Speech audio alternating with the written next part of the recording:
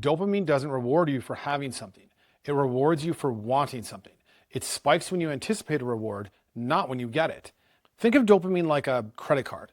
Every time you do something that gives you instant gratification, junk food, video games, TikTok, you're swiping the card. It feels amazing in the moment, but eventually your balance catches up with you. And just like with financial debt, the first step isn't hustling harder, it's stopping the spending. Do you ever wonder why nothing feels exciting anymore? Why you can't focus, even on things you used to love? It's not a willpower issue, and you're not broken. Your brain's reward system is overloaded. Today, we're diving into exactly how dopamine debt works and how to reset your brain for better motivation, discipline, and mental clarity. So let's start with the basics, because if you don't understand the problem, none of the fixes are going to stick. Dopamine is not just a pleasure chemical. That's way too simplistic. It's actually much more involved in motivation, learning, attention, and even memory. Think of it like your brain's internal compass for what matters. It keeps you deciding on what's worth pursuing. Now here's the kicker. Dopamine doesn't reward you for having something. It rewards you for wanting something. It spikes when you anticipate a reward, not when you get it. That's why scrolling social media, chasing likes, or waiting for a text gives you that tiny thrill. It's anticipation based. But here's the catch. The more you chase quick dopamine hits, the less responsive your reward system becomes. Think of dopamine like a credit card. Every time you do something that gives you instant gratification, junk food, video games, TikTok, you're swiping the card. It feels amazing in the moment, but eventually your balance catches up with you. Over time, your dopamine receptors start to downregulate. That means you need more stimulation just to feel the same amount of pleasure. Normal, healthy rewards, like finishing a book or going on a walk, start to feel dull.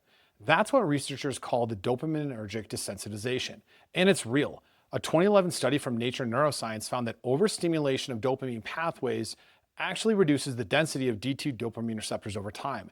Less receptor availability means less ability to feel motivated. So the next time you think, why can't I focus? Why do I feel so numb? It's probably not because you're lazy. It's because your brain is maxed out on dopamine debt. And just like with financial debt, the first step isn't hustling harder. It's stopping the spending. Now let's talk about the reset. This is where it gets really practical. The term dopamine fasting started trending a few years ago, mostly thanks to Silicon Valley, but it's actually based on sound neurobiology. Now let's clear up a misconception. You're not actually fasting from dopamine itself. That would be like trying to fast from oxygen. You need dopamine to function. What you're doing is fasting from unnatural, high-intensity dopamine triggers, the ones that keep your reward system on overdrive. So here's how to do it. First, cut out artificial dopamine hits for 24 to 72 hours. That means no social media, no processed sugar or junk food, no video games, binge watching or scrolling, and no caffeine, alcohol, or drugs. Yes, even marijuana. You're creating a neurochemical quiet zone. You're taking away the noise so your brain can recalibrate. A 2020 study from Cell Reports showed that even short-term removal of high dopamine behaviors led to increased sensitivity to natural rewards in rodents, and similar patterns have been observed in humans. Now, yes, it's uncomfortable, boring even. That's the point. That discomfort is your brain resetting to its baseline. Now, step 2, replace dopamine junk with effort-based rewards. This is where most people mess up. They try to quit the bad stuff without replacing it with anything. But your brain needs some form of reward to keep going. The trick is to choose things that give you slow dopamine, rewards that come after effort. Examples: physical exercise, especially zone 2 or resistance training.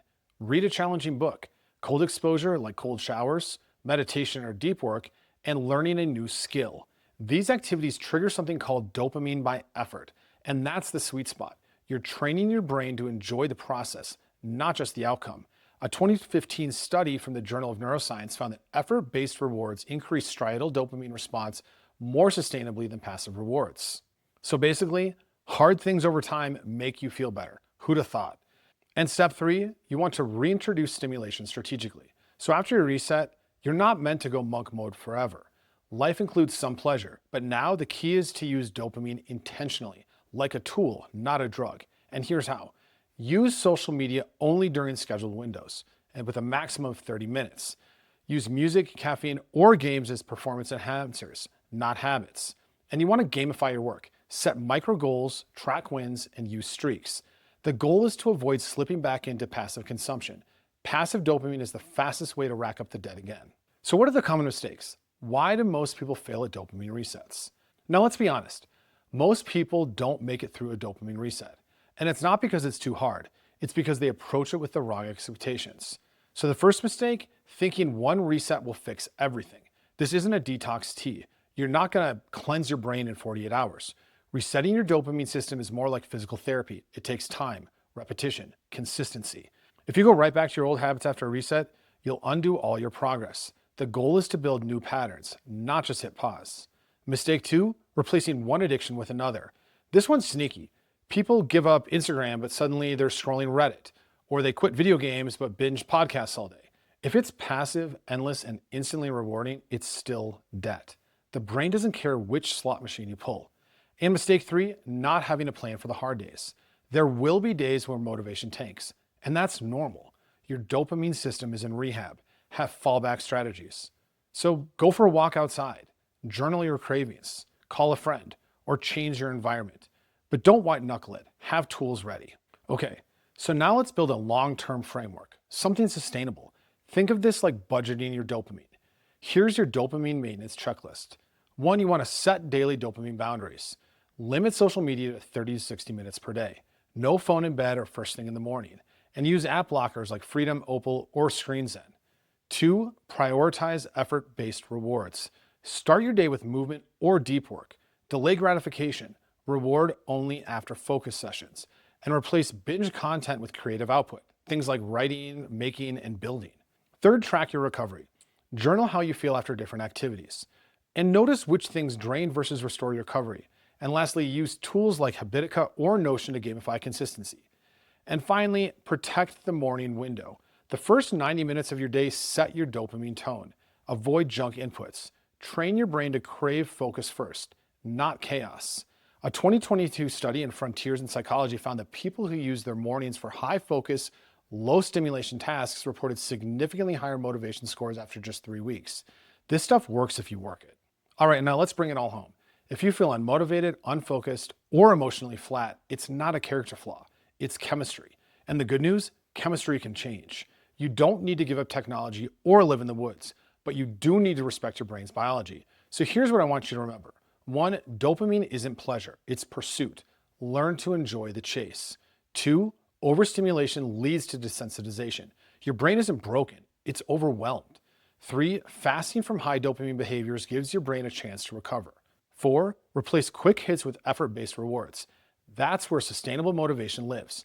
And lastly, track, adjust, and repeat. This is a process, not a pill. You can rebuild motivation, you can sharpen your focus, and you can feel excited about life again, but it starts with a reset. As always, I hope you appreciated this content and found it helpful, and if so, I look forward to seeing you in the next one. Thank you.